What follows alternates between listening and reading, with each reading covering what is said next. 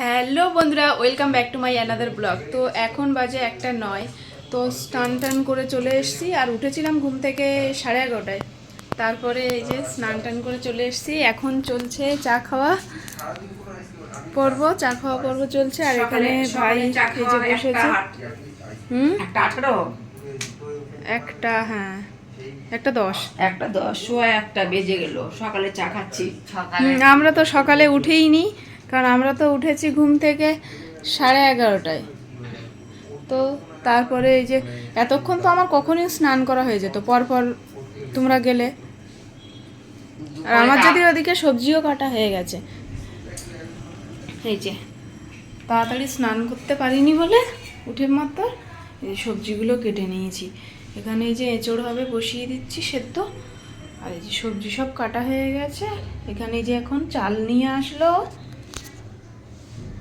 তো চলো রান্নাটা আবার শুরু করে দিই। তো এখন আমার রান্না সব কমপ্লিট, ওদেরকে এখন খেতে দিয়ে দিয়েছি। আর মামনি বাপিদের খাওয়া হয়ে গেছে, কারণ নিরামিষগুলো আগে করে নিয়েছিলাম, নিয়ে তারপরে ডিমের ঝোলটা করেছি। তো নিরামিষটা হয়ে গেলে তারপর মামনিকে বললাম তোমরা খেয়ে নাও, কারণ অনেকটা বেলা হয়ে গেছে আজকে রান্না করতে করতে, 3টে বেজে গেছে। আর নিরামিষে করেছিলাম আজকে করলা সেদ্ধ দিয়েছিলাম, আর ভেন্ডি আলু ভাজা, আর ছিল এঁচড় তরকারি। আর ওগুলো হয়ে গেলেই মামনি বাপি খেয়ে নিয়েছিল। তারপরে এখন ডিমের ঝোলটা করে ওদেরকে দিলাম, কারণ ওরাও আবার বেরোবে। তো আজকেই তো আমাদের ওখানে লাস্ট দিন, তোমাদেরকে বলেছিলাম না যে ইউনিভার্সিটিতে ওখানে আমাদের স্টল দিয়েছে। তো আজকেই 3য় দিন, আজকেই লাস্ট। আর ওরা খেতে বসে বলছে, কারণ আজকে লাস্ট। এর আগের 2 দিন তো সেইভাবে সেল হয়নি, আর আজকে যদি না হয় তাহলে তো সমস্যা খুব। তো ওই জন্য ওটা নিয়েই কথা বলছে যে টাকা কিছু কমায় কি না, কারোরই সেল হয়নি। তো এখন তো 8টা বেজে গেছে, 8:07। এখন এই যে আজকে বেরোচ্ছি, আজকে আরও লেট করে যাচ্ছি, লেট করে যদিও আসবো। আর মামনি আজকে যাচ্ছে না, কারণ মামনির পায়ে ব্যথা। তো ওই জন্য বেকার গিয়ে এতটা পথ হেঁটে যাবে আসবে, আর অত সময় বসে থাকবে, পায়ের খুব যন্ত্রণা হয়। ওই জন্য বলছি ঠিক আছে তাহলে তোমাকে যেতে হবে না, তো আমি একা যাচ্ছি, যেন বেরিয়ে পড়ি। মামনি এসো, দরজাটা লাগিয়ে দাও। তো এসে দেখলাম দোকানে সেরকম মানে সেল টেল হচ্ছে না, লোকজন ফাঁকা ফাঁকা, সবাই এখন ভেতরে আছে। ওই জন্য বাপি আর আমিও চলে এসেছি ভেতরে। আর আজকে এসেছি সামনের দিকে, পেছনে আগে দাঁড়িয়েছিলাম, তো এখন সামনের দিকে চলে এসেছি। এসে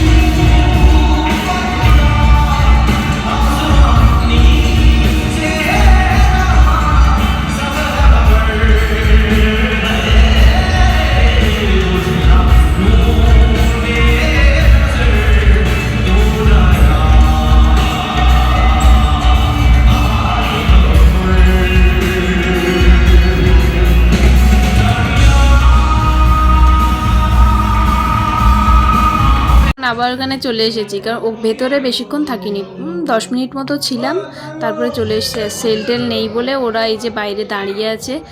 আগের থেকে আজকে ভিড়টা একটু কম আছে। এখন বাজে 1:20। এখন ওই যে আমরা বাড়ি চলে যাচ্ছি, কারণ বলছে সেল টেল নেই যখন বাড়িতে চলে যাও।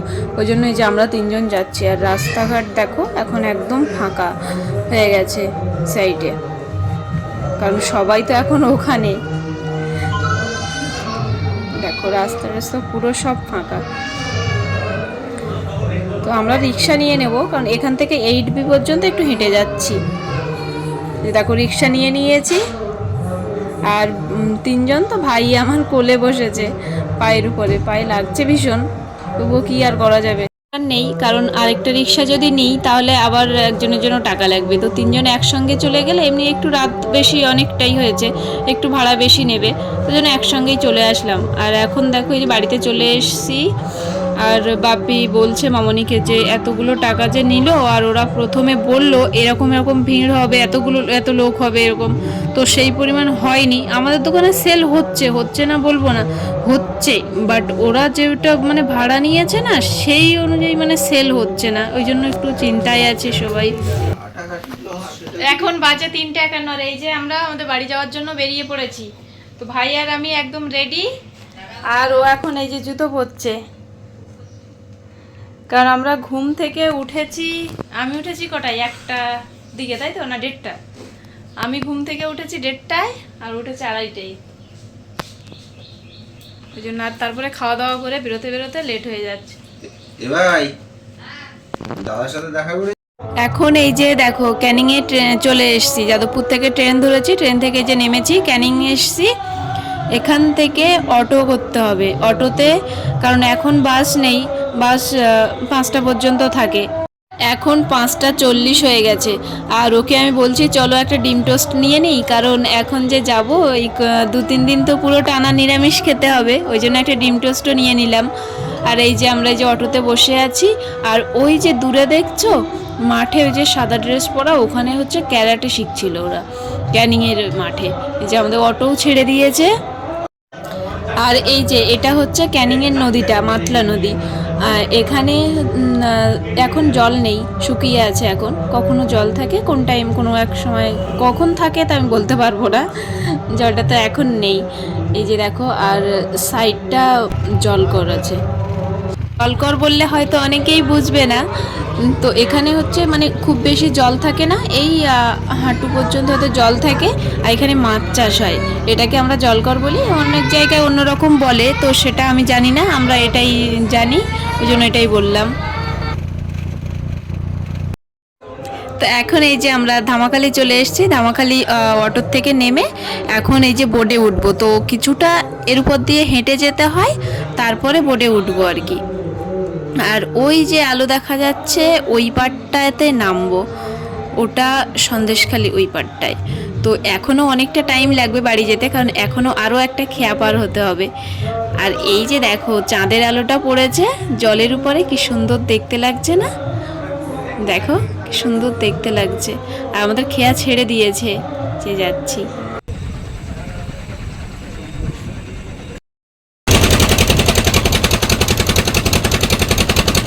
আর এই খেয়াটা পার হয়ে এখন যাব অটোতে, এই টোটো আছে, টোটোতে উঠি কি ভ্যানে উঠি, এরকম উঠতে হবে, তারপরে আরও একটা খেয়া পার হব, একটু হাঁটবো, তারপর বাড়ি যাব।